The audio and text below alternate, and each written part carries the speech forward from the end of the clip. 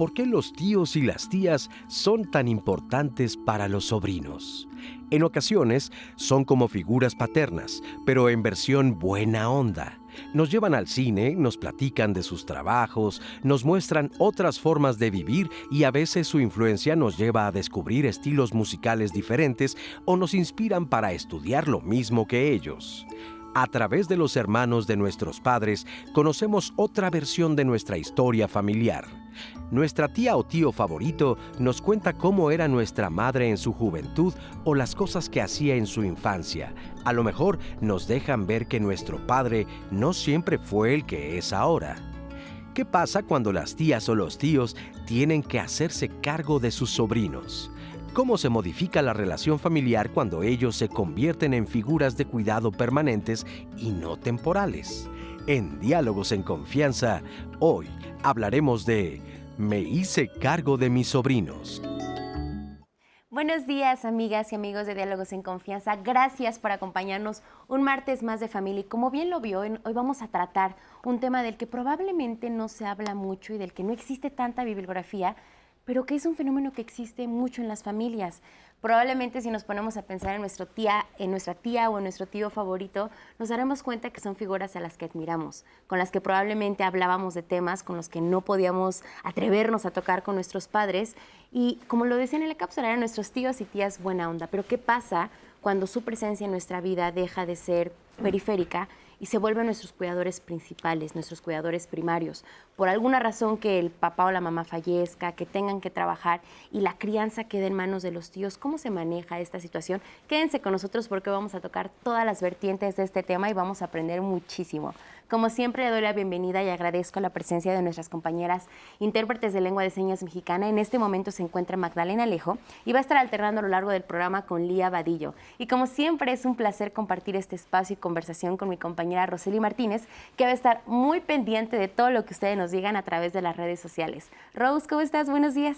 Buenos días, Nat. Feliz de estar aquí, ya por supuesto leyendo todo lo que están poniendo en Facebook. Recuerden que pueden marcar al 55 51 66 40 00 y aquí estoy. Todas sus dudas, el panel las va a responder.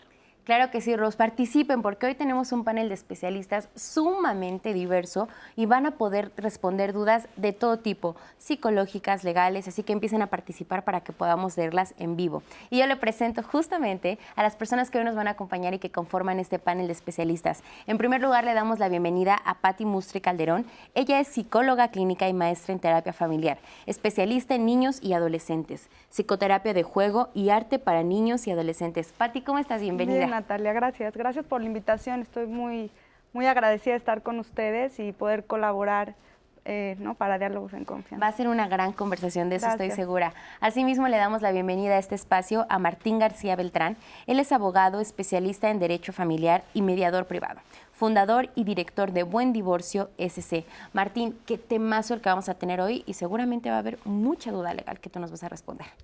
Sumamente interesante, pues yo encantado de estar aquí y agradecido por la oportunidad de poder dar algún comentario, idea o tip que sea útil para las personas. Gracias. Claro que sí. Finalmente, y con el mismo gusto, le damos la bienvenida a esta conversación a Leslie Vega Ávila. Ella es doctora en psicoanálisis por la Universidad Intercontinental y es especialista en terapia familiar y de pareja. ¿Cómo estás, Leslie? Especialista familiar y pareja. ¿Cómo estás, Leslie? Bienvenida. Muchísimas gracias, Natalia. Muy contenta de estar aquí participando en el programa y pues muy emocionada para poder contribuir a este fabuloso tema. Claro que sí, para contribuir también a la labor de tías y tíos que en este momento nos estén viendo y que digan, necesitaba este programa, porque bien lo decíamos, Patti, cuando hablamos de familia, cuando hablamos de cuidado a las infancias, por lo regular siempre nos remitimos a papás, mamás, abuelas y abuelos. Y rara vez se menciona la presencia de un tío o una tía en la vida de los infantes, cuando es muy importante, ¿no? Sí, justo lo que platicábamos, ¿no? Tras bambalinas, como se diga, pienso que pues mucho hay, ¿no? de la relación de los, ¿no? de los abuelos, del cuidado más bien de los abuelos hacia los nietos, muchas veces, ¿no? de los padrastros o madrastras que muchas veces llegan a, ¿no? a cubrir estos cuidados cuando los papás se divorcian y se vuelven a casar, ¿no?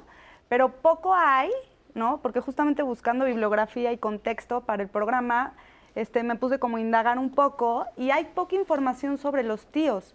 Pero ahí me parece como que hay algo extraño, porque es muy común, pero muy común, más de lo que pensamos, que los tíos sean estas personas que llegan a ser las personas de cuidado de los niños en las familias, y más pensando en México como un país de familias muy amalgamadas, en donde muchas veces vivimos muy cerca de los tíos, ¿no? En estas casas en donde en un piso vive, ¿no?, la pareja, en otro piso viven los abuelos, en otro piso viven los tíos. Entonces, algo muy cercano, pero muy poco hablado, ¿no? Muy poco hablado.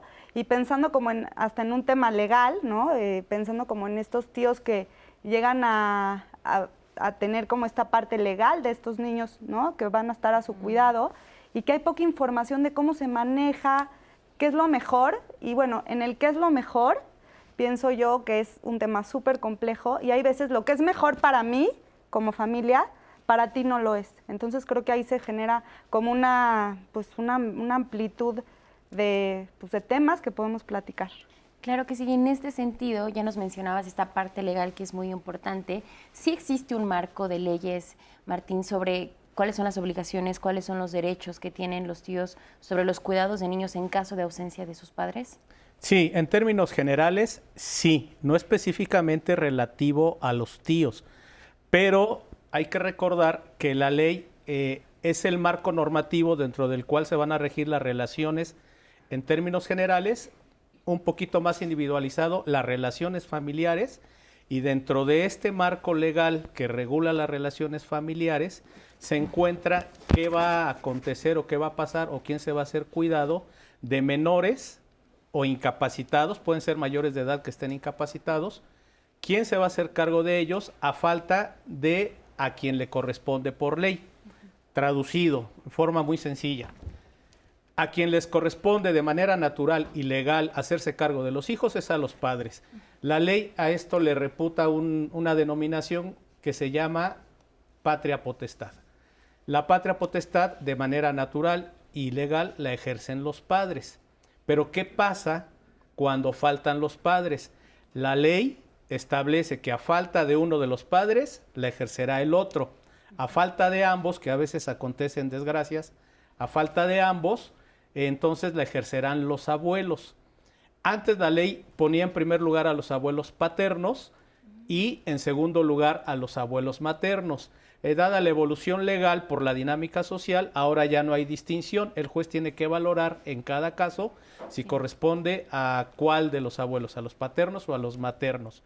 Sin embargo, no obstante esta regulación, tenemos, como bien dice Patti, situaciones de hecho. Así lo marca la ley.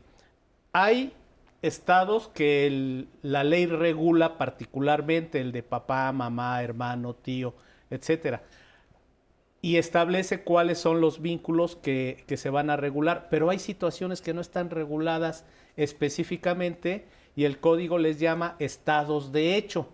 El estado de hecho, y perdón, voy a poner un caso, en mi caso particular, por ejemplo, cuando yo era joven, mi hermana, madre soltera, trajo a los niños. Entonces, yo bien no me hacía cargo de los niños, vivíamos en la casa paterna, pero sí jugué un rol paterno con mis sobrinos. Claro. ¿Me explico? Y hay muchas situaciones así en que uno tiene que desempeñar roles y todos están regulados por la ley, si no de manera específica, sí de manera general.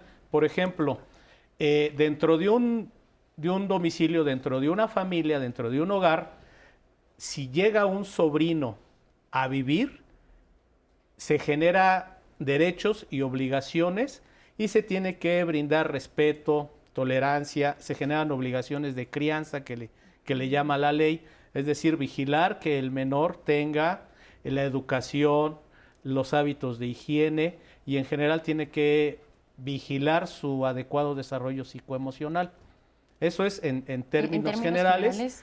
No quiero acaparar, pero se irá desarrollando en el programa muchas situaciones. Y es un muy buen punto de partida porque a lo largo del programa, además de lo que ustedes nos compartan en redes sociales, vamos a justo compartir contigo diferentes casos que suceden en muchas familias y ahí qué es lo que nos dice la ley, porque como dices, hay muchas particularidades y bueno, ahorita esta es la generalidad. Tú lo mencionabas en el caso de tu historia personal, fungiste un papel muy importante en la vida de tu sobrino por esta cercanía, ¿no? De convivir, de cohabitar. ¿De qué depende que en las familias los tíos, las tías tengan una relación estrecha con sobrinas y sobrinos? Bueno, yo creo que la dinámica familiar va a jugar un papel muy importante en el tipo de vínculo que se desarrolla entre sobrinos y tíos. Por ejemplo, si te crías dentro de la casa paterna, obviamente vas a estar más cercana a tus tíos paternos o por el contrario, si es en la casa materna. Depende mucho también de que los padres presten a los hijos. Muchas veces los padres son un poco territoriales y cuando están bebés o cuando están aprendiendo a caminar es de no, yo, y acaparan un poquito el cuidado del bebé o del chiquillo en desarrollo. Y yo creo que esta apertura, esta flexibilidad de los padres para que sus hijos convivan con los demás familiares, abuelos, tíos, primos, o sea, en general, creo que es algo muy estructurante para la psique del niño, ¿no? Es algo de mucha importancia. De hecho, antes en culturas antiguas, pues se acostumbraba que una tribu cuidaba de los niños. Todos los niños, ¿no? Era Todos los niños cuidado. era el cuidado colectivo. Entonces, ¿por qué? Porque se puede tener varias figuras, varios estilos de crianza y los niños pueden conocerlos y ver también ellos en dónde se sienten más a gusto. Claro que sí. De hecho, en muchos programas aquí en Diálogos en Confianza se ha puesto sobre la mesa, o sea, esta importancia de que el cuidado de las infancias, de que su educación pues se vea pues más en un nivel también social, en el que todos entren, en el que todos puedan ser un acompañamiento. Y por en el caso del primer escalón, que es la familia, pues sí, o sea, el que los padres permitan que tías y tíos convivan es lo que puede ser muy benéfico para los niños y que ante el caso de una desgracia o de la ausencia de padres, pues que no sea, digamos, alguien totalmente extraño a ellos, ¿no? O sea, que sea alguien, una figura cercana. Como ustedes saben, aquí siempre en el programa preparamos material de producción y agradecemos a las personas que nos comparten sus testimonios. Vamos a ver la historia de este hombre que nos comparte a raíz de su historia de vida y de situaciones que él vivió, tuvo que regalar a su hijo con su hermano. Vamos a verlo. Hace 26 años falleció mi esposa al dar a luz a mi hijo. Después de unos 2 o 3 años, cuando él tenía como 2 o 3 años, yo decidí darle a mi hijo, dárselo a mi hermano. Él y su esposa no tuvieron hijos, entonces yo me volví alcohólico a causa del fallecimiento de mi esposa.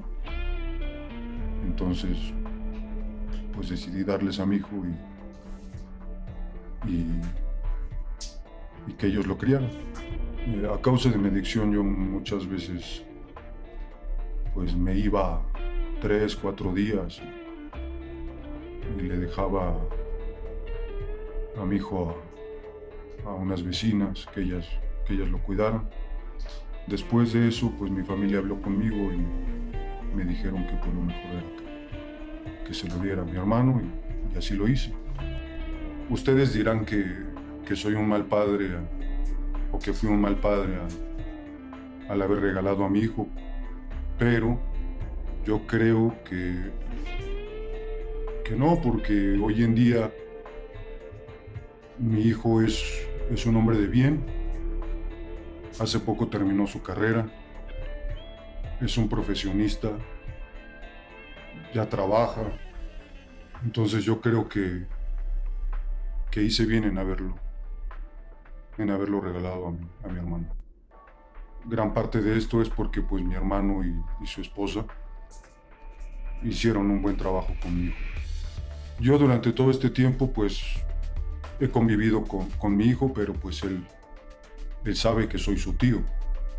He convivido con él siempre y pues me ve como su tío buena onda porque nos llevamos muy bien. Evidentemente él no sabe. Yo hace 15 años dejé el alcohol y hoy pues trato de ser un hombre de bien. Entonces creo que hice lo que era más correcto para mí.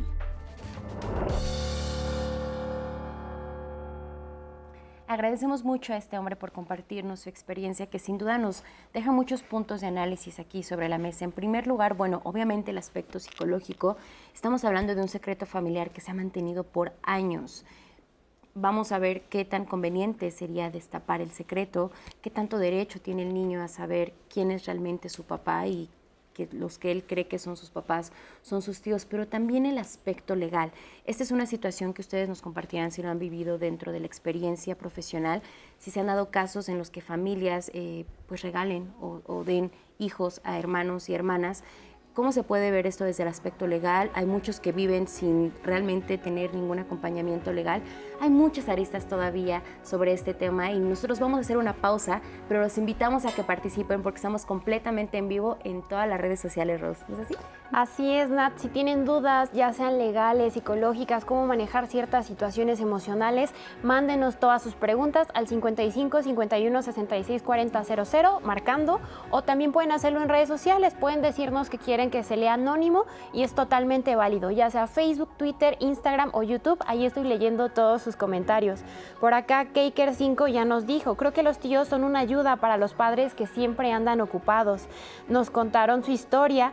Ella nos cuenta que se crió con una tía a la que le hubiera gustado tener como mamá, porque su mamá no fue mala, pero sí fue distraída con su crianza. Fui hija única y cuando mi mamá se volvió a casar, se olvidó de mí, pero fue mi tía quien me cuidó y educó extraordinariamente, al igual que a sus hijos.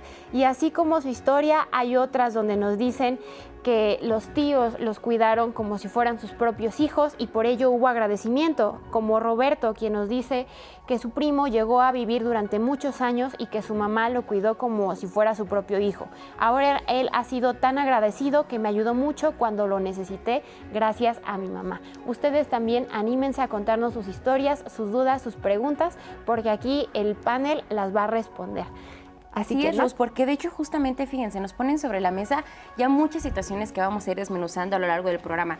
Por ejemplo, ahorita decíamos cuando los papás fallecen, qué es lo que pasa, pero también hay muchas familias en las que papás y mamás tienen que trabajar todo el día. ¿Qué pasa cuando los tíos entonces son los cuidadores primarios? ¿Cómo se puede dar incluso la rivalidad entre hermanos por el amor de los hijos? Mucho que desmenuzar, vamos a una pausa, quédese con nosotros, estamos en Diálogos en Confianza.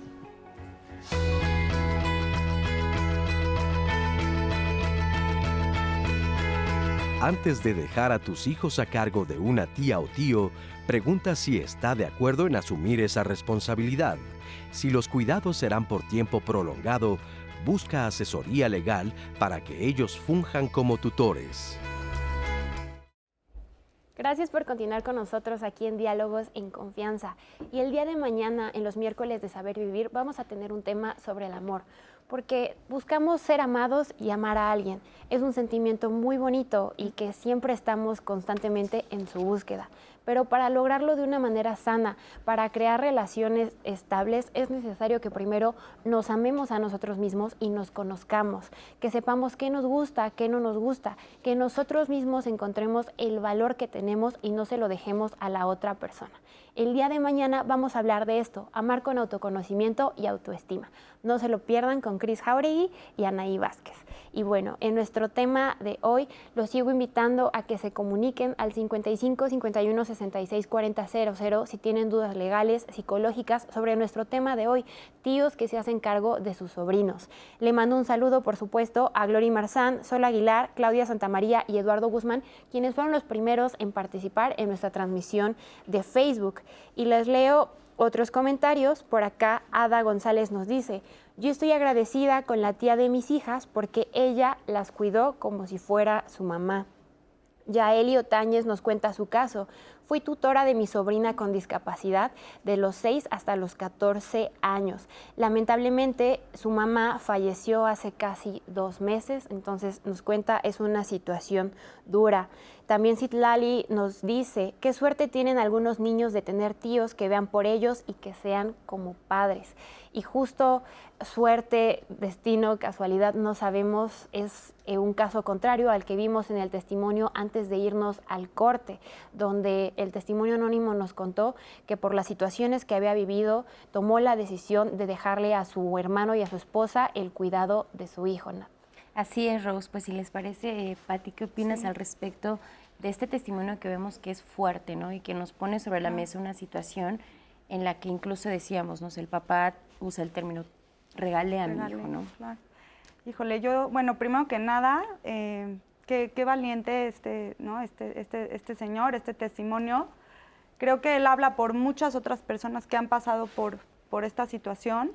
Y bueno, yo creo que este acto que él hace es un acto de valentía, ¿no? Porque yo creo que dejar a lo que más quieres, ¿no? A tu hijo en manos de alguien más, pues muchas veces tiene que ver con la vulnerabilidad tal vez, ¿no? Creo que cuando nos sentimos vulnerables, pensando que el ser humano es un ser vulnerable, que a veces no lo aceptamos, pero somos seres vulnerables, somos seres que necesitamos ser cuidados, ¿no? Todos siempre estamos en relación a alguien que nos cuida. Entonces este señor seguramente estaba en una época muy vulnerable, en donde dice que no estaba como teniendo adicciones, se sentía solo, y yo creo que, ¿no? Desde esta parte de darle amor, ¿no? Porque también dar a alguien en cuidado de alguien más que pueda darle eso que tú ahorita no le estás pudiendo dar, es un acto de amor. Yo creo que sí podría ser un acto de amor. Yo creo que es algo que no se puede como estigmatizar, si está bien, si está mal. Yo creo que en estas situaciones no hay mal o bien. A veces las situaciones son y hacemos lo que podemos con lo que tenemos en el momento.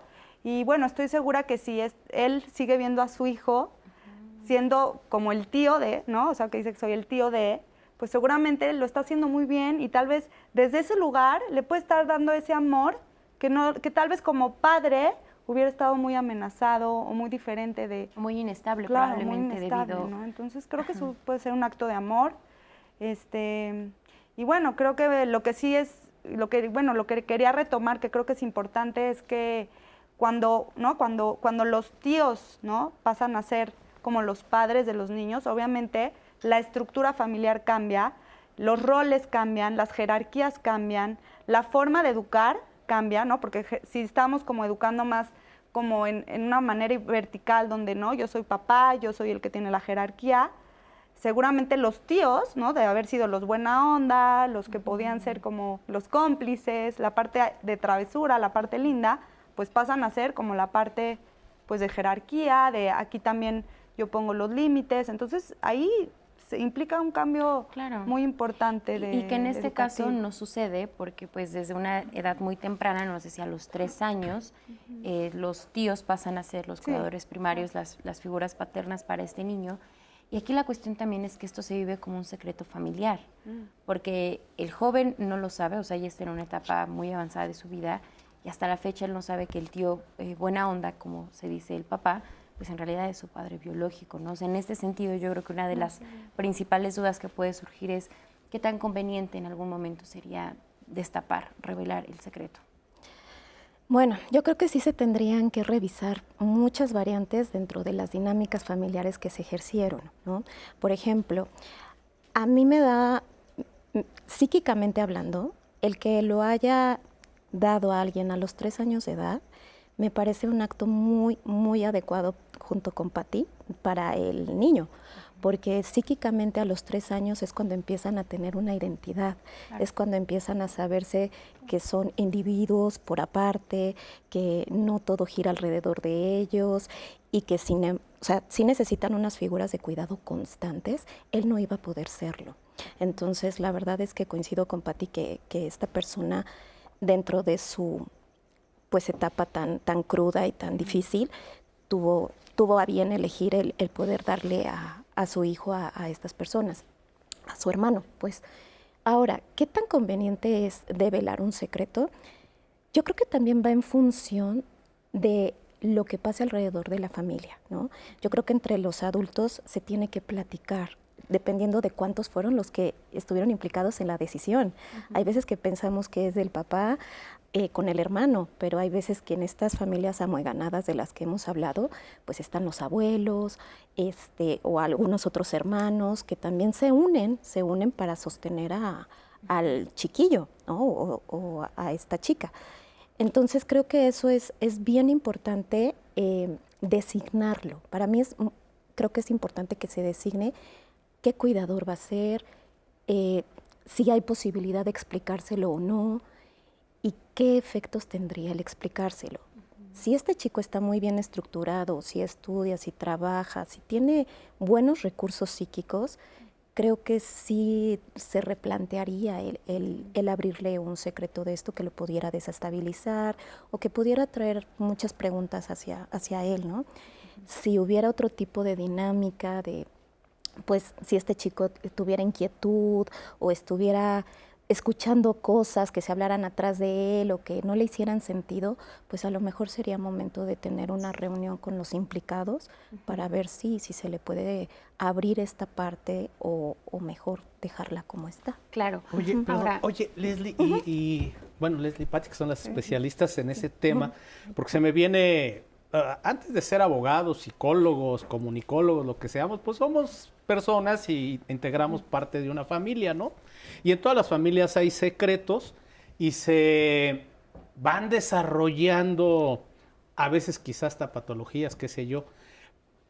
Pero a mí me cabe la duda, sea como sea la dinámica familiar, con un secreto de este tamaño y si el chavo está bien estructurado, no está bien estructurado, lo que sea, yo creo que va a ser inevitable que se haga muchas preguntas, si no es que hasta reclamos, ¿no? Entonces ahí es un tema que hay que manejar muy bien y a ver, y aquí yo quiero tocar otro punto para enlazarlo con lo jurídico. porque A ver, justo viene. ahí va lo legal, o sea, porque exactamente, o sea, al ver este testimonio surgen muchas preguntas, porque dices, bueno, si pasa a manos de los tíos a una edad de 3 años, pues evidentemente el niño probablemente ya tiene un acta de nacimiento, ya estaba registrado, entonces, desde el aspecto legal, ¿tú cómo valoras este caso? Digo, no tenemos claro si hubo algún proceso legal de por medio, pero de forma legal esto se puede hacer, o sea, yo papá puedo decir, no me siento en condiciones, tengo una adicción, voluntariamente quiero dar a mi hijo, no sé si sea en adopción, o sea, ¿cómo se manejaría? De hecho, es casi una condición, pero ahorita te contesto. Déjame decirte, el testimonio fue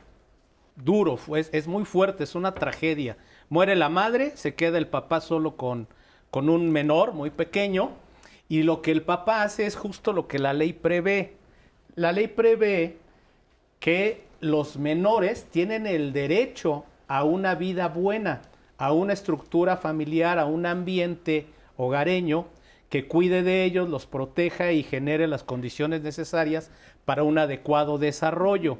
Ese derecho originalmente se ejerce a través de la familia nuclear, de la familia originaria, pero a falta de ella, entonces viene una familia sustituta o un padre o una madre sustitutos. Esto, en términos legales, se llama adopción. En la vida real digamos, y de manera idónea, hay que llevar a cabo un procedimiento para adoptar a un menor, o repito, a un incapaz, aunque sea mayor de edad. Sin embargo, en la vida real, en la vida cotidiana, en lo de hecho, la gente que hace, pues dice, bueno, ya recogí a mi sobrino, porque ese es el término que se usa a veces, ¿no? Pues ya recogí a mi sobrino, ahora para que no sufra el niño, pues voy a ponerle mis apellidos. Y en lugar de llevar a cabo un proceso legal que la ley establece de manera muy, muy clara, aunque es complicado y obviamente lleva ciertos costos, pues a la gente se le hace fácil ir y registrarlo en un pueblito, o a lo mejor aquí hacerle otra acta de nacimiento, ¿no? Como si ellos fueran los padres. Es curioso cómo dice, regalé al niño, pues obviamente no se puede regalar, ¿no? Pero sí implica, desde el punto, fíjense cómo se ven las cosas diferentes desde el psicólogo al abogado. Desde mi punto de vista como abogado, yo lo que estoy viendo es que él otorga su consentimiento para que sea una tercera persona, en este caso su hermano y la esposa de su hermano, que no pudieron tener hijos, otorga su consentimiento para que ellos se hagan cargo del menor y entonces este menor esté en términos más adecuados para su crecimiento que los que él podía ofrecerle. Entonces ahí tenemos cómo encajan estas conductas dentro de lo que la ley prevé. Uno, brindarle al menor ese derecho, hacerlo válido, de tener una vida más adecuada que la que se podía, ¿no? Protegerlo. Dos, el consentimiento, es decir, quien ejerce la patria potestad puede otorgar su consentimiento para que otra persona la ejerza. Y en este caso ya se puede producir la adopción. ¿Sí? Entonces ese es como el término legal y entonces van encajando los ejemplos reales a lo que la ley prevé, o dicho a la inversa, la ley prevé las condiciones de vida para que las personas nos vayamos desarrollando adecuadamente. Si quieres, ahí lo dejo. Ajá. Y por ejemplo, ahorita que hablas de que se cede esta patria potestad, en algún momento el papá puede decir, bueno, mis condiciones mejoraron, quiero a mi hijo de vuelta, ¿eso se puede? No, es irrevocable. Mira, la adopción es un acto de autoridad. La adopción es la declaración judicial, es decir, la tiene que decretar un juez, y mediante ese acto el juez le otorga una filiación. Fíjate, es diferente, es que no me quiero meter en tantos enredos para no confundir al público, porque no es lo mismo que la guarda y custodia. La adopción es un acto del juez a través del cual genera una filiación entre el adoptante y el adoptado. En términos coloquiales, se convierten en padre e hijo de manera legal, no biológica, y se generan también los derechos y obligaciones de un padre hacia un hijo. Es decir, tienes que cuidarlo, tienes que darle pensión alimenticia, tienes que procurar su educación, tienes que generar un entorno de respeto y cuidados, etcétera, etcétera. Y a la inversa, el hijo merece hacia su padre adoptivo, le tiene que brindar respeto y consideración como si fuera su padre biológico. Y en la guardia y custodia, ¿qué es lo que sucede? En la guardia y custodia yo siempre lo pongo así, es la tenencia material del infante para hacerse cargo de sus cuidados y no necesariamente ejercer la patria potestad, o sí, ¿no?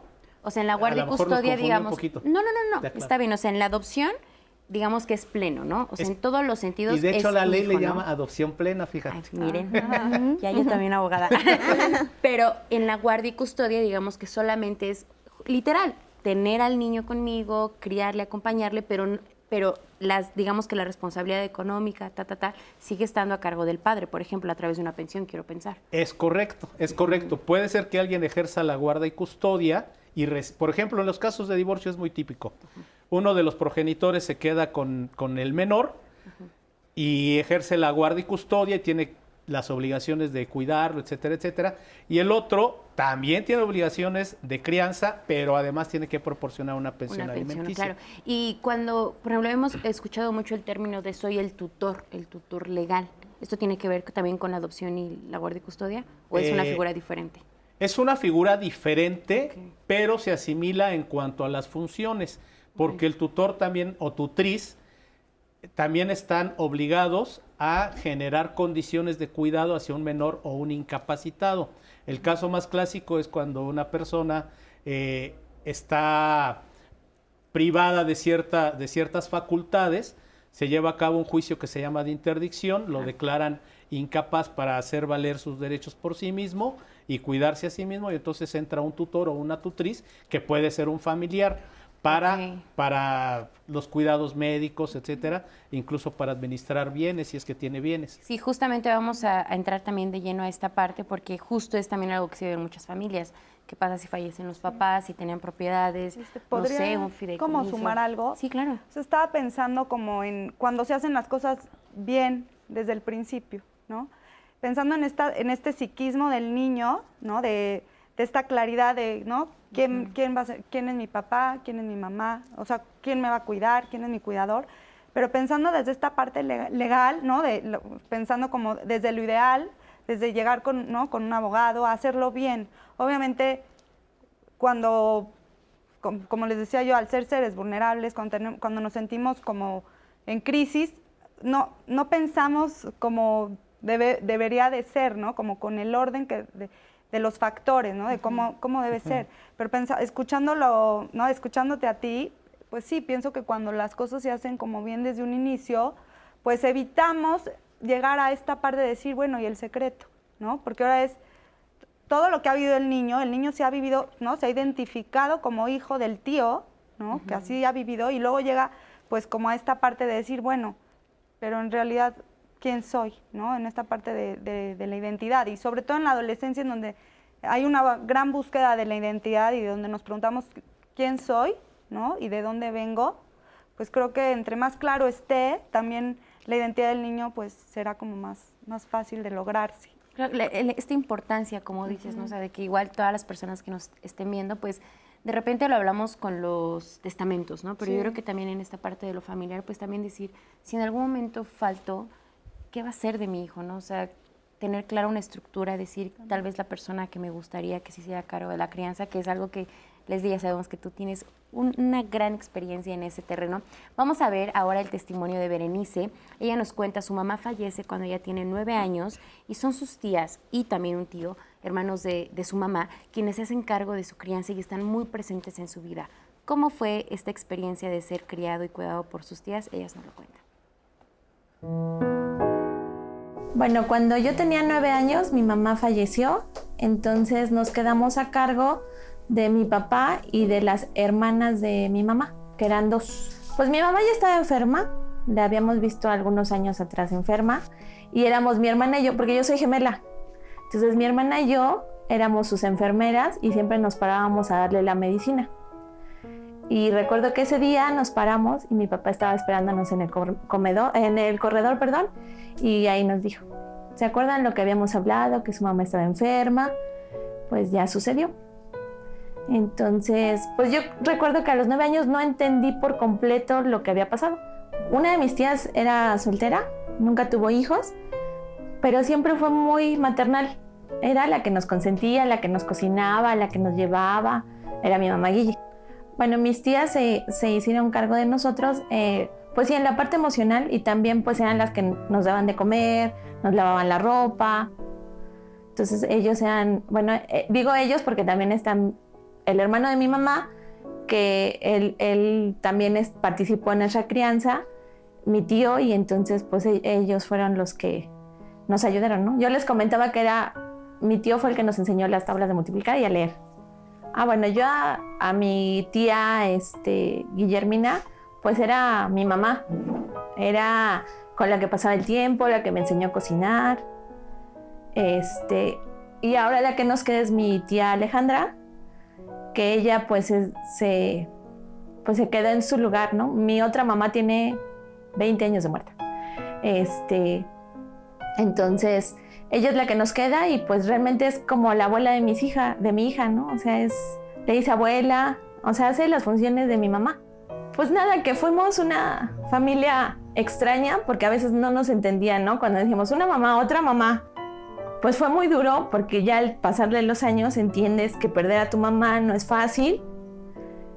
Pero yo que creo en Dios, creo que a pesar de que nos quitó a nuestra mamá, nos dejó a muchas personas que nos han ayudado y que nos han apoyado, ¿no? Entre ellos a mi papá, a mi tío Pepe, ¿no? Que también es hermano de mi mamá y que siempre nos ha apoyado también. A mi tío Chucho, que hace poquito lo perdimos.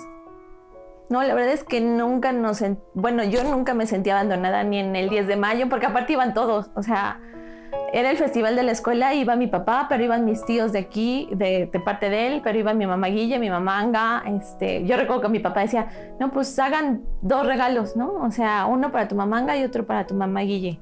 O sea, como que nunca sentimos esa parte. Pues mi miedo más grande como mamá, y se lo he dicho a mi papá, es que Lizeth me pierda. Porque a pesar de que yo tuve 2 grandes mamás, sé que nadie la va a cuidar como yo, ni nadie la va a querer como yo. Después de vivir tantas muertes, como que yo no tenía el miedo a la muerte, ¿no? O sea, sé que duele mucho cuando pierdes a alguien, pero es un proceso natural. Pero ahora que soy mamá, sí me dolería perder la vida. Muchas gracias, Berenice, por compartirnos tu experiencia. Y pues desde aquí lo que vemos es un testimonio en el que es evidente el apoyo familiar, lo fuerte que fue este sistema para que las tías pues acompañaran al papá ante el fallecimiento de su esposa, ¿no? Sí, la verdad es que es lo bueno de estas familias muégano, ¿no? O sea, tienen sus pros y sus contras. Uno de los pros, yo creo que aquí fue mucho el tratar de sostener a esta chica, ¿no? Por tanta muerte, tanta pérdida. Y bueno, cuando se hace bien, como dice Martín, ¿no? ¿Qué pasa cuando no se hace bien? También en las familias hay algo que conocemos como contratos implícitos o contratos tácitos, que no se hablan, pero se actúan. Entonces, muchas veces las familias, por el hecho de ser muy unidas, si si los papás no se pueden hacer cargo por alguna circunstancia, no nada más de muerte o de enfermedad, sino, por ejemplo, como el caso de este señor, de drogas o alcohol, pues muchas veces los tíos cierran filas, o las tías cierran filas para sostener a la persona que queda, no como tal abandonada, pero sí desamparada, ¿no? Claro. Y entonces ahí es donde se empieza a construir nuevos vínculos. Me quedaba yo pensando sobre lo que decía Martínez.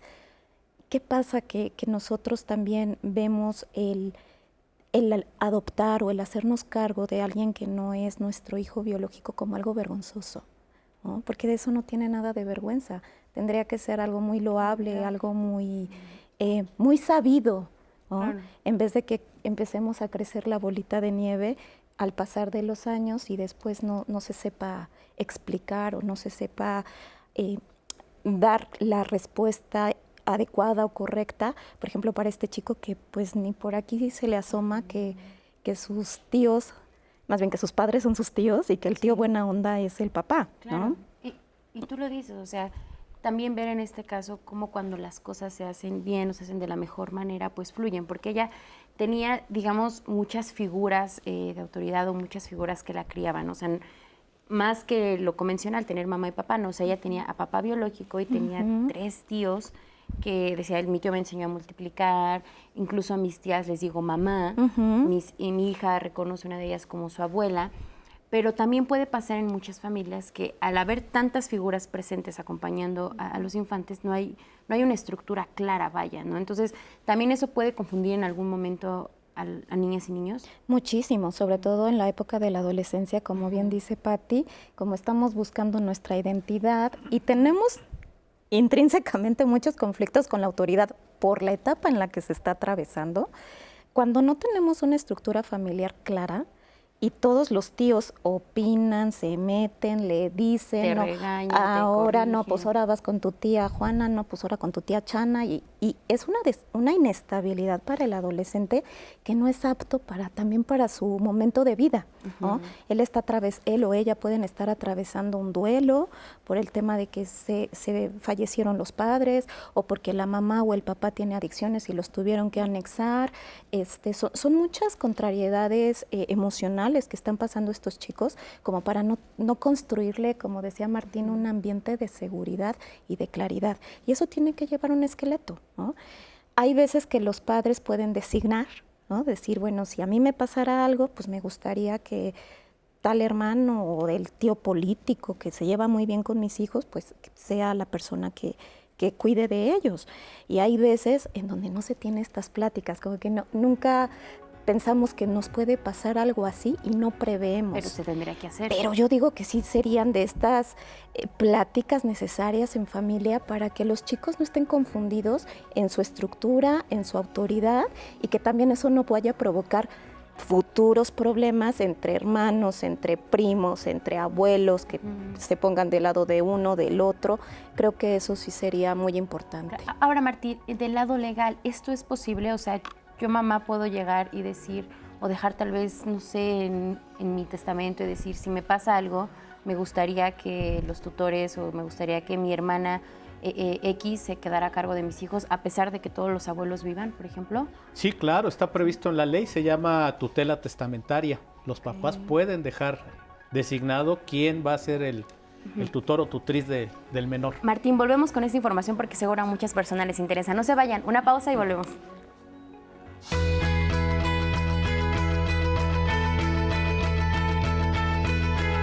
Aunque seas la tía o el tío favorito, al aceptar la crianza de los sobrinos, habrá momentos en que impongas disciplina y límites.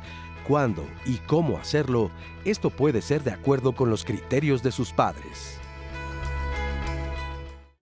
Estamos de regreso aquí en Diálogos en Confianza. La siguiente semana nuestro tema tiene que ver con los sueños, con lo que los hijos quieren ser cuando sean grandes o tal vez no tan grandes. Porque así como podemos admirar a cantantes, actores, también ahora podemos admirar a influencers, estas personas que se dedican a hacer contenido digital y hacen plataformas como TikTok, Instagram o YouTube. los conocidos TikTokers que ahora son lo que más están en tendencia. ¿Qué hacer cuando nuestros hijos e hijas nos dicen que quieren dedicarse a esta profesión? Tal vez entre el miedo de no saber si es algo viable, si tal vez esto lleve a nuestros hijos a abandonar sus estudios, a tomar decisiones que no sean tan buenas para su futuro. ¿Cómo saber guiarlos? ¿Cómo saber qué decirles? De eso va a ser nuestro tema de la siguiente semana. Mi hijo quiere ser influencer. Y de verdad, si sus hijos e hijas están en esta situación, si ustedes, papás y mamás, se encuentran en ella, acompáñenos la siguiente semana porque definitivamente les va a encantar el programa. Van a poder ampliar el panorama que tienen sobre estas nuevas carreras o creaciones de contenido a las que ahora pues uno se puede dedicar. Y volviendo a nuestro tema de hoy, bueno, al día de hoy, como cada martes tenemos una sección de personas desaparecidas, personas que ya no pudieron volver a su hogar y pues les voy a nombrar a estas 5 personas. Si ustedes cuentan con información de su paradero, el número que aparece en pantalla es al que se pueden comunicar para dar cualquier información que tengan. Inicio con María Malia Martínez Ramos. Ella se extravió en la colonia Benito Juárez, municipio de Nezahualcóyotl, Estado de México, el 9 de agosto del 2022. 55 56 74 79 02, el número al que pueden comunicarse para brindar información sobre el paradero de María. Continúo con Saúl Emiliano Pérez Serrano. El 3 de agosto del 2022, en el municipio de Tizayuca, Estado de Hidalgo, fue la última vez que se le vio. En su pantalla aparece la foto de Saúl Emiliano. Continúo con Brandon Rogeiro Pérez Martínez. Él desapareció en el municipio Valle de Chalco, Solidaridad, Estado de México, el 3 de mayo del 2021. Su foto y el contacto, por si saben algo de su paradero, aparece en pantalla. José Luis Álvarez Sánchez, el 16 de noviembre del 2018, en la alcaldía Coyoacán, Ciudad de México, el último lugar donde se le vio. 55 56 74 79 02, el número para que se comuniquen. Y finalizo con Vicente Marcos Baquier. Él fue visto por última vez en la colonia Corte Xolohuango, municipio de Chimalhuacán, Estado de México, el 10 de enero del 2022. Cualquier información que tengan sobre estas 5 personas, al 55 56 74 79 02, el número para que ustedes se comuniquen. Si cuentan con cualquier información sobre estas personas, se los agradeceríamos muchísimo. Y en nuestro tema de hoy me hice cargo de mis sobrinos. Ya nos llegaron bastantes llamadas. 55 51 66 40 00, por si ustedes gustan participar. Nos dicen: una de mis hijas estuvo con sus tíos, ya que la escuela le quedaba más cerca de su casa que de la nuestra, y recibí el apoyo de ellos y estoy muy agradecida. También nos cuentan: yo tengo una hija con síndrome de Down y va a cumplir 52 años. Soy una persona jubilada y me han dicho que si yo llego a fallecer, ella podría perder esa pensión. ¿Qué puedo hacer? En el ISSSTE me dicen que tengo que pagar un abogado. ¿Es esto verdad o qué procedimiento debo hacer? También nos comentaron respecto al testimonio anónimo que tuvimos, si esta fue la manera correcta de hacer las cosas. Él nos dice que pasó por algo parecido y que se enteró de su verdadero origen por un vecino, que pues él siente que es muy feo que gente externa sepa tu historia de vida cuando tú no la sabes y que es mejor hablar desde el principio con la verdad. ¿Qué se hace en estos casos? ¿Por qué no hablar con la verdad desde un principio? Pues esta gente también nos perjudica, es lo que nos pregunta. Y una más, tenemos, hace 50 años mis papás registraron a su sobrina como hija propia. Desde pequeña ha estado enferma, mis padres murieron hace 20 años y nos quedamos a su cuidado. Ahora la verdadera mamá no se quiere hacer cargo, todavía quiere que ellos se sigan haciendo cargo y pues ellos preguntan, ¿qué podemos hacer? ¿Debemos decirle la verdad a nuestra hermana o cómo actuamos para ver si hay alguna manera legal de que la verdadera mamá se haga cargo de su hija? Muchas gracias, Rosy, y gracias a nuestra querida audiencia. Vamos a continuar con el aspecto legal, pero si les parece, antes vamos a darle respuesta a las preguntas que nos han llegado. Esta parte de la opinión que dieron sobre el testimonio anónimo y que justo lo comentamos en la pausa, ¿qué sería lo ideal? O sea, si se da una situación en la que el papá decide que críe a su hijo o a su hija alguien más porque no es capaz, no tiene pues las herramientas, tendría que decirse desde que el niño es un infante de, ¿sabes qué? Así son las cosas, tu papá te quiere y por esa razón tal vez decidió tomar esta decisión. Bueno, como terapeutas familiares, ¿no? Como la línea que pues abogamos hacia, ¿no? Siempre la verdad, ¿no? Creo que siempre la verdad va a beneficiar el psiquismo del niño, ¿no? Y la estructura del niño. Pero obviamente, pues son muchísimas aristas, ¿no? O sea, también cómo está el papá de este niño, ¿no? El papá biológico, ahora, ¿no? ¿Cómo está? Si está él listo para, ¿no? Para decirlo, para hacerse cargo y para toda la parte emocional que conlleva, ¿no? Porque es un proceso emocional también. Claro. Entonces, hasta, ¿no? Los mismos tíos que cuidan de este niño, ¿cómo están? ¿No? Yo creo que sería como sería importante generar un espacio de diálogo, de conversación, de sentarnos a ver en qué estamos y qué pensamos que es lo mejor, pero yo sí pienso que como, ¿no? Como terapeutas familiares, los secretos no nos llevan a ningún buen lugar. Lo ideal sería desde niños explicarles. Pues sí, ¿no? Lo ideal, pero si ya está como en una etapa tardía, creo que nunca es tarde. O sea, creo que nunca es tarde porque todos tenemos derecho a saber de dónde venimos. Claro. Rose, también tenías una duda legal de la mamá que tiene a la hija con síndrome de Down. Sí, dice que pues obviamente no quiere que cuando ella muera su hija pierda la pensión, que puede hacer, con quién debe acudir. Ella está ante el ISSSTE para que su hija pueda asegurar que su hija se quede con esa pensión al morir. Sí, ¿me permiten aclarar Sí, claro. una para enlazarla también? O sea, es opinión como persona, no legal estrictamente. Porque hay otra duda que no quiero dejar pasar, de que una persona está preguntando si, ¿qué hace? ¿Le dice la verdad a la otra o no se la dice? También en esto, salvo lo que ustedes opinen, yo creo que hay personas a quienes les corresponde comunicar ese secreto, ¿no? O sea, no puede estarse metiendo cualquiera, pero es una sugerencia. Ella sabrá si se lo dice o no, pero creo que hay personas a las que les corresponde decir y tú no te puedes estar metiendo. Y esta pregunta que yo estaba esperando desde hace rato es muy importante porque es la que teníamos antes de irnos al corte. Efectivamente, esta señora puede dejar en su testamento quién se va a hacer cargo de la tutela de su hijo con síndrome. Eso lo puede hacer. Y esta tutriz o este tutor designado por testamento se va a hacer cargo de los cuidados del incapaz y de su administración. Le tocará en ese sentido ver lo relativo a la pensión. Lo primerísimo que tiene que hacer esta señora es el juicio de interdicción que ya comentaba.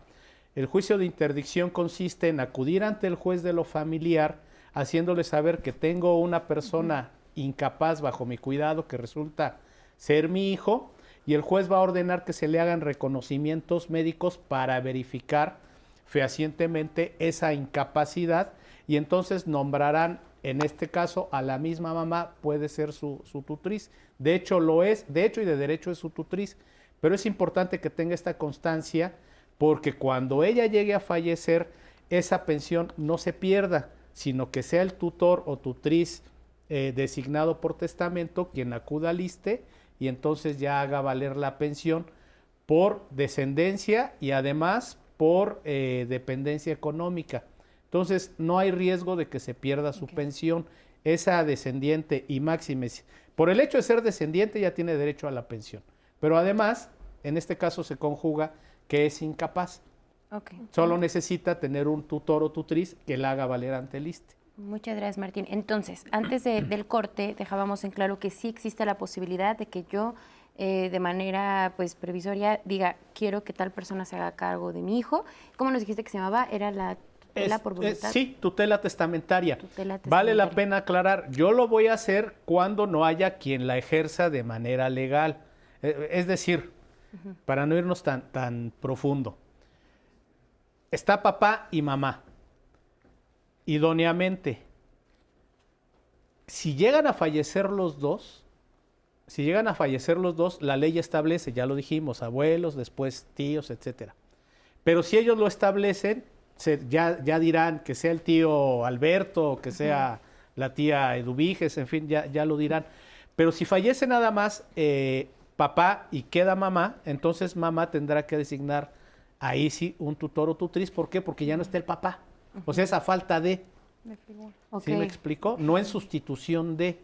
Ahora, la ley, ¿qué es lo que establece que es la obligación de los tíos, por ejemplo? O sea, puede ser que por ley le toque a un tío y él diga, no, la verdad es que yo no quiero. Fíjate esa que es responsabilidad. curioso porque coincido con lo que decía Pati al principio. Falta bibliografía y en este caso falta una regulación específica. Las regulaciones que puedes encontrar son para heredar, por ejemplo, o para el derecho de alimentos o la correlativa obligación de alimentos. Por ejemplo, respecto de un menor, están obligados a darle alimentos los papás. A falta de los papás, los abuelos. A falta de los abuelos, se va colateralmente con los tíos. Ok. Entonces, ¿Y cómo es paterno-materno? Ahí, por ejemplo, en el caso de pensión. la ley solamente establece colateralmente. Ok. Puede ser un tío paterno, un tío materna. Ahora, ¿qué es lo que haría un abogado y qué es lo que haría el juez de lo familiar? Pues ver quién tiene las posibilidades económicas. O sea, si yo tengo el reclamo de una pensión alimenticia para un menor, veo que los abuelos son pensionados, pero al tío le va muy bien, le expongo la situación al juez para que se establezca la obligación alimentaria directamente hacia el tío o tía, si es que están muy bien económicamente y considerando que los abuelos probablemente también pertenezcan a un sector vulnerable de adultos mayores, etcétera. Me voy a esa parte. Igual para los cuidados, primero hacia arriba, hacia los abuelos y después colateralmente hacia los tíos. Y no hay posibilidad de que te niegues, de que te digan, oye, pues la ley establece que es tu obligación. ¿Puede alguien decir, no, yo no quiero? Claro que puede, pero finalmente el que va a determinar es un juez. Y el juez lo va a determinar no porque se le ocurra, sino porque ya está establecido en la ley. Y además viene de regreso Nat. Yo, tío, tengo intenciones de hacerme cargo de mi sobrino y le puedo pedir al juez, otórgame la guardia y custodia, ojo, nada más la guardia y custodia, porque estando sus papás, por ejemplo, veo que no lo tratan bien, por ejemplo. O sea, eso también se puede hacer. Eso entonces. también se Ok. puede hacer, o sea, hay un parentesco, hay un vínculo legal entre tíos y sobrinos, claro, de manera colateral. O si no están los papás, entonces sí lo quiero adoptar, ¿no? Ok. Y qué bueno que dices esto, porque o sea, es justamente algo que en algún momento consideramos. ¿Qué pasa si yo, tío, los papás viven, pero me doy cuenta que o maltratan al hijo, o lo abandonan, o tienen adicciones? O sea, yo sí tengo ese poder de acercarme a la ley y decir, está pasando esto con este infante, quiero que se me dé la guardia y custodia. Se puede hacer. Claro, está la facultad de poderlo solicitar ante el juez. Finalmente el juez valorará la situación y la otorgará o no, porque se tienen que acreditar que tienes las posibilidades. Bueno, se tiene que acreditar primero el posible maltrato, descuido o abandono. O, para evitarse eso, como en el caso del primer testimonio, que el papá ceda, ¿no? No, regalar no, pero cede ¿no? Y entonces ya es más fácil que el juez lo apruebe. Claro, y es que se dan muchas situaciones en las familias en las que los papás no necesariamente fallecen, pero hay muchas situaciones por las que los tíos se vuelven cuidadores primarios y también hay muchas familias en las que, por ejemplo, papá o mamá deben trabajar todo el día y probablemente ante la falta o probablemente los abuelos no tienen la posibilidad de cuidar a sus nietos, este cuidado pasa a manos de tías y tíos. Y aquí también se dan dinámicas diferentes porque entonces los papás viven, pero los tíos están más presentes. Claro. ¿Qué sucede, no? Justamente tenemos el testimonio de un chico que nos cuenta que esta fue su situación. Sus papás trabajaban todo el día y quienes lo criaron y cuidaron hasta sus 18 años fueron sus tías. Vamos a verlo. Toda mi infancia estuve a cargo de mis dos tías. Mis dos tías son hermanas de mi mamá. Estuve a cargo de ellas porque mis papás trabajaban todo el día, casi no los veía. Y en las mañanas una de mis tías pasaba por mí para llevarme a la escuela y también pasaban a recogerme. Hacía las tareas con ellas, comía con ella y convivía con ellas. Y cuando mis papás llegaban, pues yo ya estaba dormido, casi no los veía. Mis tías se dedicaron a mi educación escolar, mi educación personal. La verdad es que tuve una infancia muy bonita, pero siento que sí hubo una afectación como emocional, referente creo que al abandono, porque a pesar de que nunca estuve solo, pues yo nunca conviví con ellos. A lo mejor los necesitaba en momentos pues importantes, tal vez un problema o lo que sea. Y sé que tenía mis tías, pero pues no hay como tener a tus papás o contarles el momento o algún problema que tú tuvieras. Estuve a cargo de mis tías hasta los 18 años, que más o menos empecé a ser como independiente. Actualmente ya vivo solo. En mi infancia sí me volví un poco inseguro, tenía el tema de abandono y retomo mucho esta palabra de abandono porque leí algunos libros acerca de, porque sí me afectó. Y sí tenía ese sentido de sentirme cohibido con las personas que me decían, oye, vamos a convivir con mis papás, o que me invitaban a sus casas y era como de, ok, yo no tengo los míos, yo no puedo hacer lo mismo. Me sentía un poco triste, cohibido y sí inseguro de mí porque no tenía lo mismo que otros niños. Y era el tema papá y mamá. No, la reconciliación con mis papás creo que se fue dando con el tiempo. En realidad mis papás son personas un poco cerradas, por así decirlo, y no demuestran mucho como los sentimientos. Un perdón como tal creo que no lo hubo. Se quedaron con el de, pues es que había trabajo y era trabajo. Y gracias a eso no te faltó absolutamente nada. No hubo un perdón, honestamente. Creo que tampoco ahorita en este momento lo necesito, pero sí se quedan, creo que esas secuelas de, híjole, ojalá me hubiera pedido perdón o ojalá hubiéramos platicado sobre ese tema después. Sí, mis tías viven muy cerca de mi casa, entonces en realidad las veo 4 veces a la semana, las veo mucho más seguido. El vínculo con ellas es muy bueno, estoy al pendiente yo de ellas. Tal vez como agradecimiento, como cariño, como todo, estoy más al pendiente de ellas honestamente que con mis papás. Mis papás creo que los guardo en un cariño diferente, obviamente, en el cual los veo los fines de semana. Pero mis tías, ahora sí que lo que necesiten. Muchas gracias a este joven por compartirnos su testimonio. Pati, lo que vemos es que él nos dice, me sentí muy cuidado, o sea, en teoría nunca estuve solo porque tuve el apoyo, el cobijo de mis tías.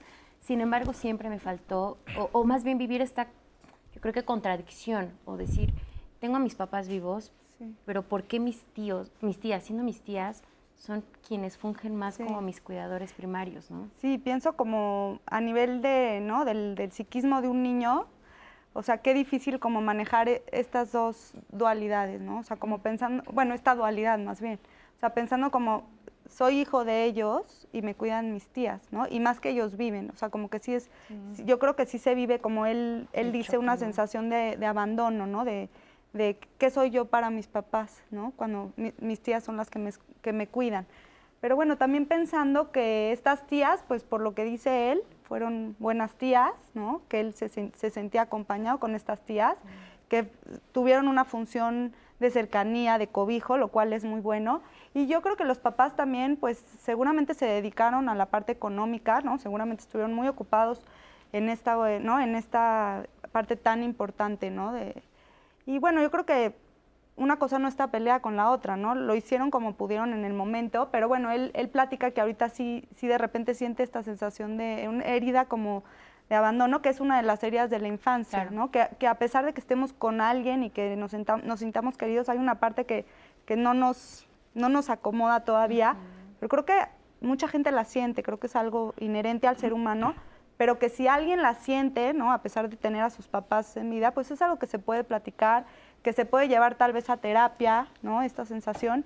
Y yo creo que hay muchas como oportunidades, ¿no? Los seres humanos somos muy resilientes y yo creo que este muchacho pues ha sido súper resiliente, ¿no? Porque a pesar de que no tuvo cerca a sus papás, pues se ve que ha ocupado la oportunidad de tener a sus tías. Y bueno, yo pienso que a veces estos tíos son como estos testigos, ¿no? Como estos testigos que tal vez si nuestros papás no vieron en nosotros este niño fuerte, inteligente, o hubo un tío que sí lo vio y que gracias a él lo desarrollamos en la vida. O sea, a veces los tíos son esos seres o personas que creen en nosotros y que nos dan la posibilidad de salir adelante. Y ahora que veo el testimonio de este joven, yo me pongo a pensar, hay muchas familias, y creo que es una realidad en nuestro país, en el que evidentemente ambos papás tienen que trabajar. O sea, yo creo que muchos papás, si pudiesen, se quedarían y acompañarían a sus hijos en su infancia, pero en muchas familias no es posible. Y lo vimos en los testimonios que nos leía Rose. Tantas personas que dicen, estoy muy agradecido con mi hermano, estoy muy agradecida con mi hermana, porque me apoyaron, me ayudaron a cuidar a mis hijos. Pero claro, viéndolo desde la perspectiva de un niño, ellos en ese momento no pueden tal vez poner en perspectiva que pues de cierta forma los papás lo hacen por el amor que les tienen, ¿no? ¿Cómo podemos, por ejemplo, qué herramientas o cómo manejar esta estabilidad emocional de los niños? Por ejemplo, si yo soy la cuidadora, soy la tía, ¿cómo puedo prevenir que se acentúe la herida de abandono, que mi sobrino sienta que sus papás pues no tienen interés en él? Fíjate que hay algunas técnicas que se dan desde muy chiquitos, por ejemplo, cuando los tienes que llevar a la guardería, en donde una vez al día los papás le hablan 20 minutos al niño. Los niños todavía no tienen conciencia del tiempo y de su durabilidad.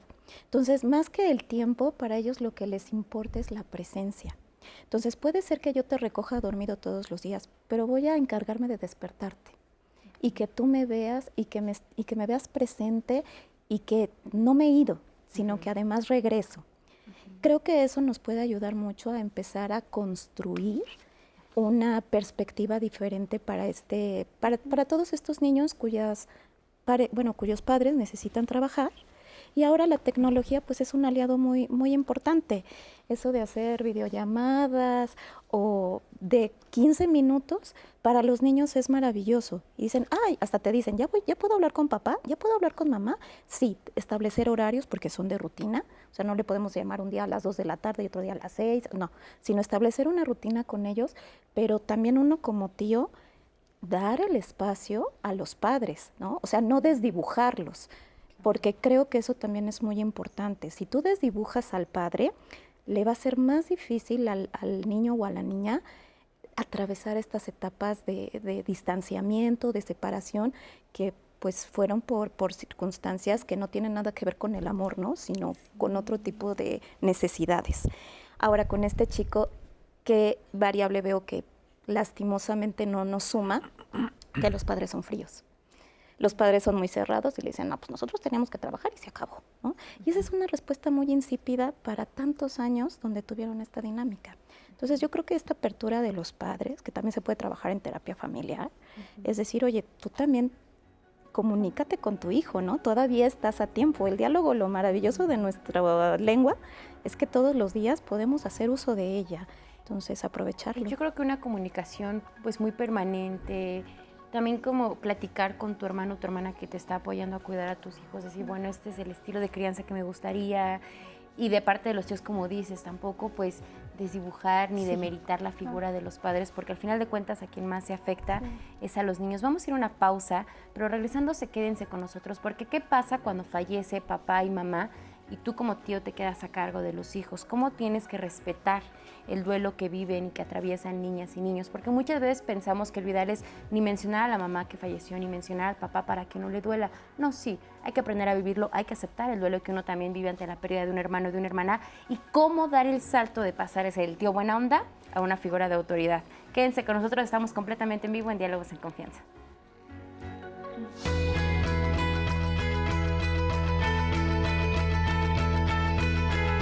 Aunque conozcas la vida y obra de la madre o el padre de tus sobrinos, recuerda que tus opiniones no deben influir sobre la imagen que los hijos tengan o conserven de ellos.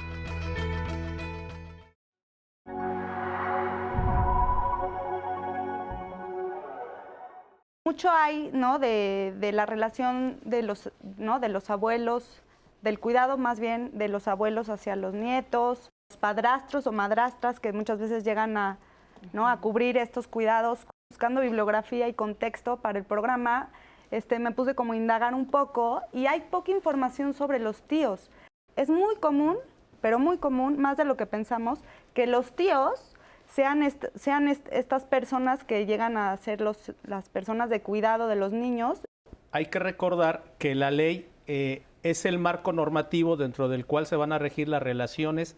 En términos generales, se encuentra qué va a acontecer o qué va a pasar o quién se va a hacer cuidado de menores o incapacitados. A quien les corresponde de manera natural y legal hacerse cargo de los hijos es a los padres. Una denominación que se llama patria potestad. La patria potestad de manera natural y legal la ejercen los padres. La ley establece que a falta de uno de los padres la ejercerá el otro. A falta de ambos, entonces la ejercerán los abuelos. La dinámica familiar va a jugar un papel muy importante en el tipo de vínculo que se desarrolla entre sobrinos y tíos. Si te crías dentro de la casa paterna, obviamente vas a estar más cercana a tus tíos paternos, o por el contrario, si es en la casa materna. Dar a alguien en cuidado de alguien más que pueda darle eso que tú ahorita no le estás pudiendo dar, es un acto de amor. Cuando los tíos, ¿no?, pasan a ser como los padres de los niños, obviamente la estructura familiar cambia, los roles cambian, las jerarquías cambian, la forma de educar cambia. La ley prevé que los menores tienen el derecho a una vida buena, a una estructura familiar, a un ambiente hogareño que cuide de ellos, los proteja y genere las condiciones necesarias para un adecuado desarrollo. A falta de ella, entonces viene una familia sustituta o un padre o una madre sustitutos. Esto, en términos legales, se llama adopción. Se convierten en padre e hijo de manera legal, no biológica, y se generan también los derechos y obligaciones de un padre hacia un hijo. ¿Quién soy, no?, y de dónde vengo? Pues creo que entre más claro esté, también la identidad del niño pues será como más fácil de lograrse.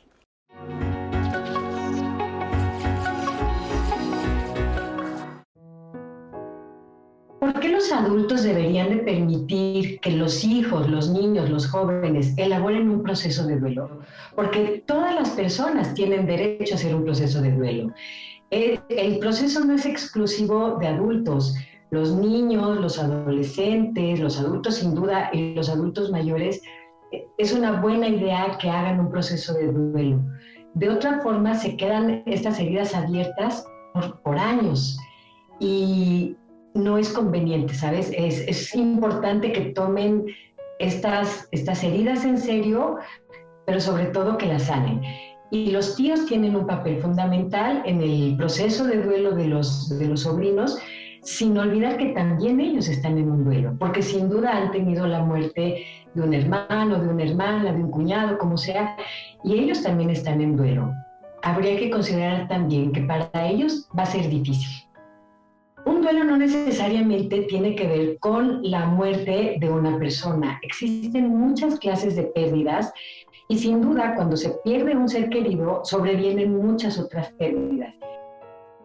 En el trabajo de duelo de los sobrinos, ¿cuál sería la prioridad? La comunicación y la cercanía van a ser importantísimos, que expresen sus emociones, porque estas personas pueden tener miedo, pueden estar enojados, naturalmente van a estar tristes, se pueden sentir distraídos, pueden empezar a ir mal en el colegio, pueden empezar a tener pesadillas.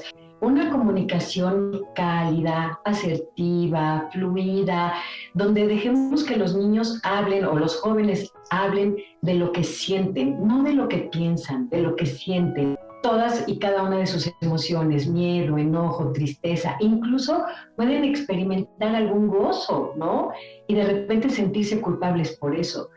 Que los tíos, en este caso, se sientan cómodos hablando con ellos, porque muchos tratan de evitar hablar de los padres porque sienten que les va a doler. Perdón, pero ya les dolió, ¿no? O sea, están en duelo.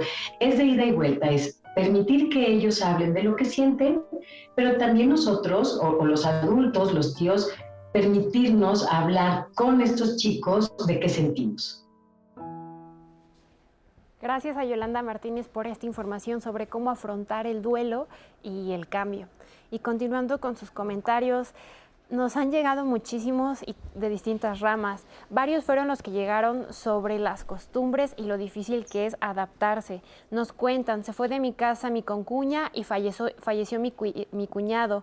Nos quedamos a cargo de mis sobrinas de 16 y de 10 años desde hace 7 años. La observación aquí es que se enfrentan diferencias de costumbres, hábitos y obviamente es un cambio radical, pero tanto a los tutores y los menores, y nos dicen, ojalá las instituciones orientaran más acerca de estos puntos. Lo mismo fue acá con una abuela que se quedó al cuidado de una niña de 6 y otra de 10 años. Fue una gran tarea cambiar de costumbres y hábitos. No es nada fácil, pero se logró. Al principio llegó sin aceptarme, pero ahora me dice, te adoro. Nos llegó una pregunta, nos dicen, comparto la experiencia y ojalá me puedan ayudar. Mi sobrina llegó a vivir a casa porque está estudiando en donde nosotros vivimos. Me cuesta un poco de trabajo hacer que ella entienda las reglas de la casa. Tengo una hija de la misma edad, pero ambas son muy diferentes. Ella en vacaciones vuelve con sus papás. No sé qué hacer o hasta dónde yo puedo hacer que cumpla las reglas de mi casa sin que interfiera con lo que sus papás le dicen, ya que desde mi punto de vista, en cuestiones de educación, mis ideas son muy distintas. ¿Hasta dónde yo puedo intervenir en su educación? Respecto también del agradecimiento que se debe o no tener de estos hijos que se volvieron adoptivos, nos preguntan y nos cuentan, me hice cargo junto con mi mamá de mis 3 sobrinos, ahora ya están grandes y creo que las tías o tíos padecemos la romantización familiar. Nos tocó vivir esto, ahora tenemos necesidades de salud o asistencia y mis sobrinos no me los pueden proporcionar porque legalmente no son mis hijos, aunque social y moralmente sí. ¿Qué se puede hacer? Y muchos fueron los comentarios de ese tipo, donde nos cuentan que al principio los cuidaron, los criaron por muchos años y después de un tiempo, cuando volvieron con sus papás, los sobrinos ya ni siquiera les dan los buenos días, no hay un agradecimiento. En el momento en el que ellos como cuidadores necesitaron ayuda, les dieron la espalda y los desconocieron. Y preguntan, ¿nosotros podemos hacer algo o simplemente pues no hay nada que se pueda hacer al respecto? También ya se habló sobre esta tutela testamentaria, pero nos dan casos específicos. ¿Qué pasa si yo no quiero que se quede con su papá? Quiero dejarlos a cargo de mi mamá. ¿Es otro procedimiento o funciona? Maestras que nos dicen que viven muchos casos con sus niños y que ellas también terminan fungiendo un rol de cuidado, de entendimiento para estos niños que tuvieron que ser cuidados por sus tíos o por sus abuelos. También nos pregunta Benjamín Sanoy, ¿los padrinos toman algún papel en este caso? Y finalmente, en cuanto a conducta, también nos piden un consejo. Nos dicen que ella es tía, se quedó a cargo de su sobrina porque la mamá tuvo que irse a trabajar a otro estado y el papá también. La cuidó por 5 años desde que era pequeña, así que básicamente la niña la considera su mamá. Cuando volvió, digamos, su mamá verdadera, no hay una relación, no se reconocen y entonces la sobrina la sigue buscando. Dice que la mamá está muy triste porque no sabe qué hacer y si hay alguna emergencia, si tienen que ir al dentista, ir a la escuela, tiene que ir la tía porque la sobrina llora porque la quiere con ella. ¿Qué podemos hacer para que esta relación pueda encontrar su nuevo cauce? Son las dudas, ¿no? Muchas gracias, Ros. Pues nos ponen muchos temas sobre la mesa que por supuesto vamos a ir respondiendo a cada una de ellas y vamos a agregar más información de todo lo que nos falta de hablar sobre este tema. Y Marisa Escribano nos tiene preparado un mensaje muy importante. Vamos a ver.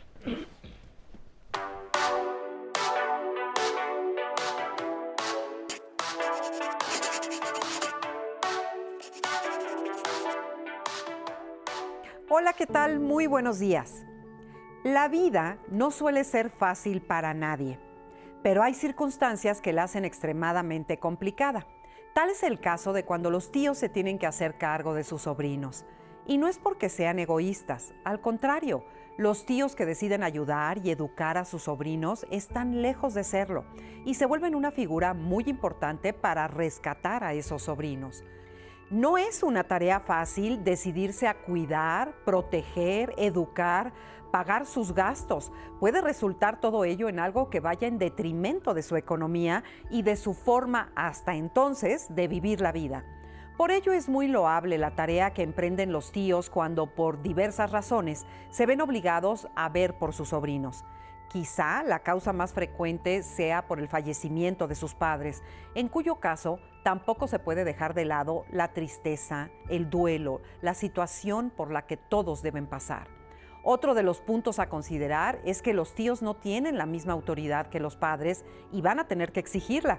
Cuando los padres no están o no pueden hacerse cargo de sus hijos, los tíos pueden ser, junto con los abuelos, la mejor opción para sustituirlos. ¿Quién no recuerda la historia del Pato Donald, que se hizo cargo de sus sobrinos, Hugo, Paco y Luis? Y también hubo una serie de televisión llamada Mis Adorables Sobrinos, en la que se narra las aventuras de Bill, el tío, para poder adoptar a sus sobrinos y llevarlos a vivir a Nueva York. Toda una aventura. Y aunque el orden ideal de la vida es que los padres se hagan cargo de sus hijos, cuando no puede ser así, los tíos pueden ser los que rescaten a sus sobrinos, los que les den el amor y el apoyo y sobre todo la contención que todos en la vida merecemos tener. Hasta la próxima semana. Muchas gracias a Marisa Escribano por esta información. Ella lo pone sobre la mesa. Muchas veces cuando los tíos y las tías se hacen cargo de los hijos, ellos sufren un cambio total de su vida. Porque lo hemos visto, en algunos casos hay tías que nunca fueron mamás, tíos que nunca fueron papás, y pues los sobrinos vienen a ser parte de este deseo de materno y paterno.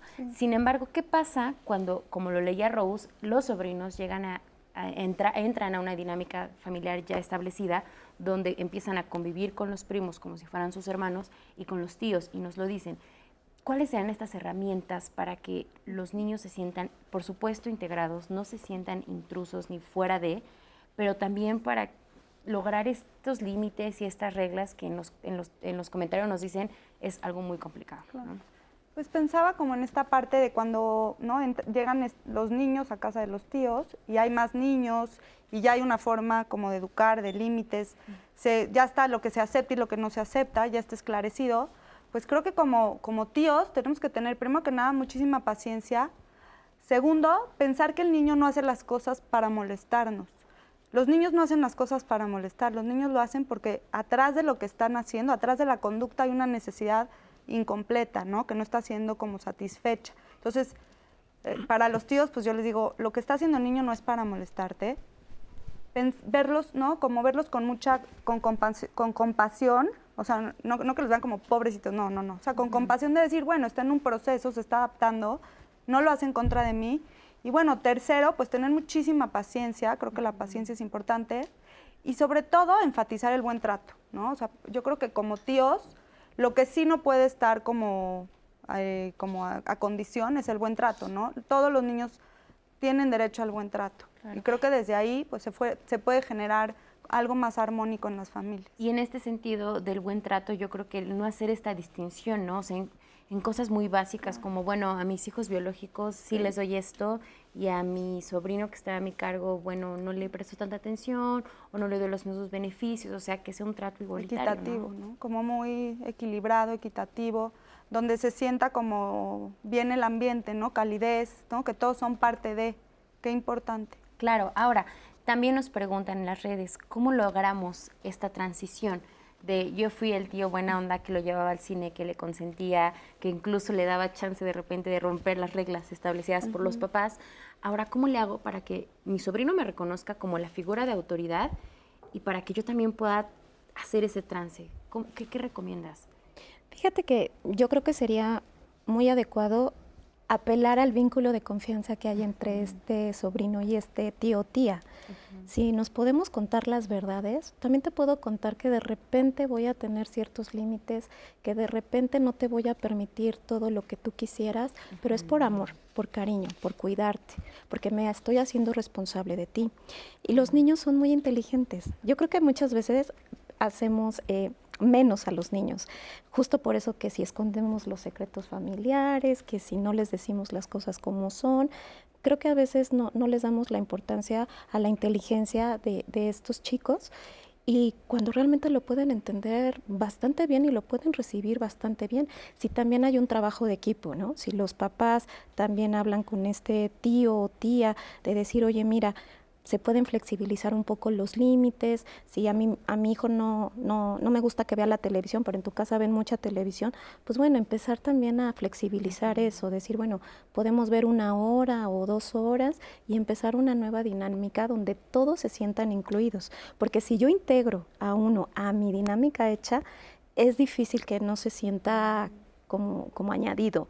Y que no se sienta raro al respecto. Pero si yo creo una dinámica diferente a partir de combinar los límites, de permitir algo que quiera mi sobrino y mis hijos y poderlo ir juntando poco a poco, creo que se puede hacer una muy buena convivencia donde los primos tampoco se sientan desplazados o ay, es que a mi primo sí le haces esto y a mí no. Creo que hablando se entiende. Justo a eso iba, o sea, en esta dinámica y en este trabajo de equipo, pues es inevitable que también los primos, los hijos biológicos de los tíos, ¿qué pasa cuando hay celos? Cuando se sienten incluso pues discriminados o como que se les presta más o menos atención.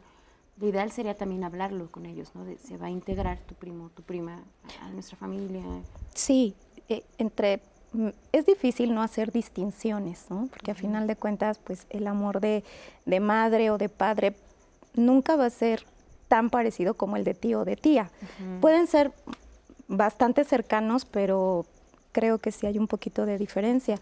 Pero yo creo que con dinámicas de integración, que juguemos todos, que vayamos al mismo lugar todos, a comprar juguetes, se los compro a todos. O sea, una dinámica de integración creo que puede salvaguardar estas distinciones de sentimiento que a veces se puedan tener, ¿no? Entre sobrinos y tíos. Claro que sí. Ahora, también Rose nos compartía estas dudas que tienen que ver con lo legal, que nos siguen llegando muchísimo.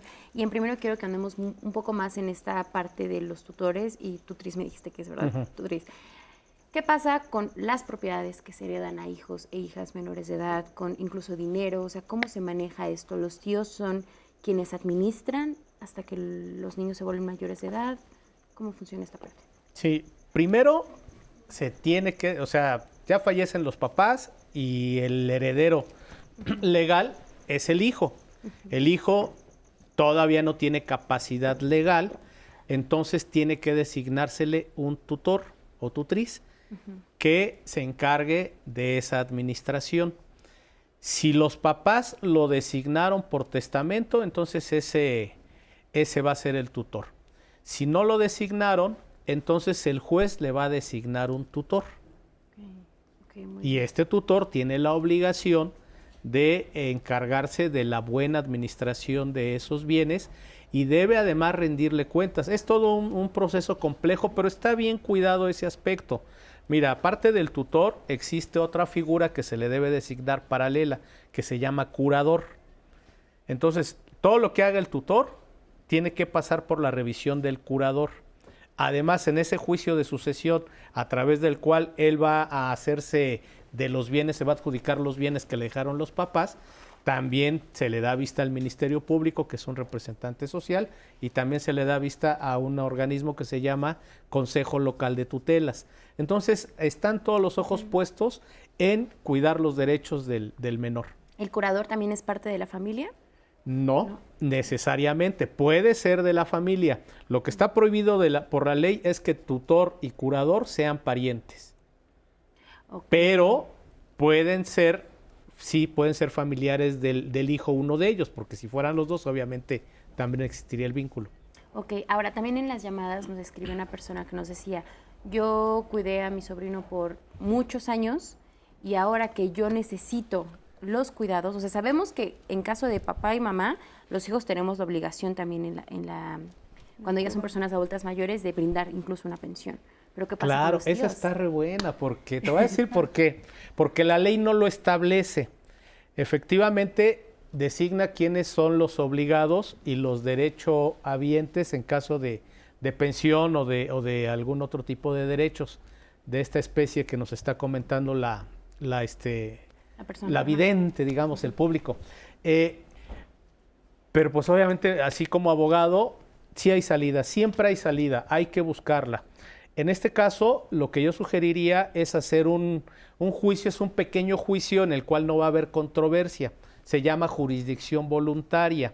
A través de la jurisdicción voluntaria que se dé testimonio ante un juez de que la señora se hizo cargo de esta persona y que ahora que está grande y depende económicamente de este señor y solicita que el juez declare, así se le llama, la dependencia económica, y se le da un acta, un documento, una sentencia, y esa es la que puede ir a hacer valer ante el IMSS, ante el ISSSTE, ante un banco, por ejemplo, en caso de fallecimiento que no ha designado beneficiarios. En fin, le va a ser muy útil. Siempre hay salidas, pero sí, como siempre, hay que acercarse a especialistas, tanto psicólogos como abogados o de otro tipo, que estén certificados, que tengan su título, de preferencia que estén afiliados a alguna cámara. Claro. Ahora, la última pregunta legal. ¿Hay algún supuesto en el que tíos puedan perder guardia y custodia de los sobrinos? Siempre, tíos, papás, cualquiera que ostente la guarda y custodia, esta se puede perder o suspender por diversos motivos. Digamos, los tipos generales son el abandono del menor, es decir, no brindarle los cuidados y atenciones, dejar de ejercer algún acto de violencia, que tú que ejerces la guardia y custodia seas alcohólico o drogadicto, que tú que ejerces la guardia y custodia te dediques a la prostitución, que tú que ejerces la guardia y custodia seas condenado por un delito privativo de la libertad. En fin, hay varias hipótesis a través de las cuales se puede perder o suspender. Aquí lo interesante sería ver, bueno, si quien la está ejerciendo se va a perder, la va a perder o se la van a suspender, ¿quién es el que entra a cargo? Porque hay que tener muy en cuenta este tema. Si no hay nadie, los niños se van al DIF. El DIF es una institución muy noble, muy loable, pero lamentablemente los albergues no tienen las condiciones en que uno quisiera ver a un menor. Claro, lo han dicho muchos especialistas aquí en el programa, siempre pues institucionalizar a un niño es pues la última de las opciones, ¿no? O sea, para siempre procurar que esté en su seno familiar. Se nos acabó el programa. Quiero agradecerle mucho a los tres por participaciones tan valiosas, por esta información y por supuesto siempre le agradecemos a nuestro público televidente que está muy al pendiente de todo lo que aquí decimos, Rose. Así es, muchas gracias por su participación. Ya saben que ustedes son quienes nutren este programa. Si no lo vieron desde el inicio o si quieren volver a verlo o compartirlo con alguien, pueden hacerlo, se queda guardado ya sea en Facebook o en YouTube. Recuerden que también pueden verlo en Spotify, pueden leer el blog de Diálogos en Confianza, ahí pueden encontrar toda la bibliografía, textos recomendados, cápsulas especiales que nuestros especialistas grabaron especialmente para redes. Claro que sí, Pati, Leslie, Martín, gracias de verdad y gracias a ustedes. Y los esperamos la próxima semana porque vamos a tener un temazo. Mi hijo quiere ser influencer. Ya les platicaba Rose de lo que va a versar y creo que es un tema que a todos nos interesa bastante porque son estas nuevas dinámicas que tienen los jóvenes y que en muchos casos pueden incluso llevarlos a quererse salir de la escuela. Así que véanlo, no se lo pierdan, ya saben, 9:30 de la mañana. Yo les deseo una excelente semana y los espero el próximo martes aquí en los temas de familia. Buen día.